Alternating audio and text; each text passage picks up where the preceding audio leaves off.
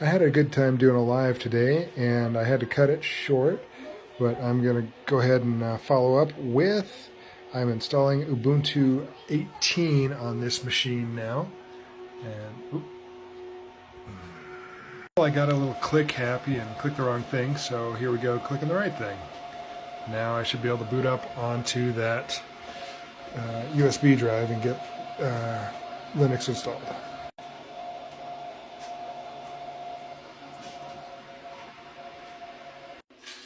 So here is Ubuntu installed, and I am going to install it on one of the local drives. So I've got this thing set up for speed. So these two drives right here on the end are 600 gig 15K RPM drives, and then these other 10 drives are 900 gig 15K RPM drives. So I've got two partitions set up, or two RAIDs set up, all RAID 0. So I'm living on the edge because none of the information is important to me. Once I get it, I just move it off the machine and put it on something else, so I don't need any redundancy.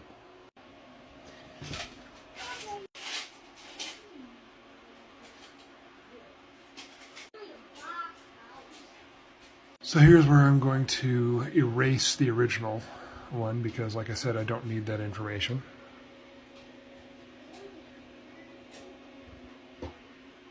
And here we go, it's telling me where it's going to put it.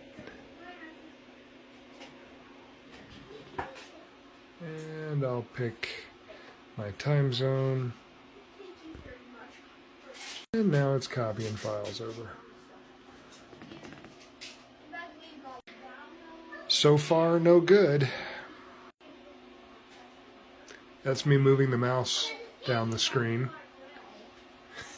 I decided to reinstall because that video error did not go away, and it says third-party software for graphics and Wi-Fi hardware, so I'm going to try that too. I decided to go to the custom install, and I'm going to erase the information that's already there and redo it. Get rid of the partitions.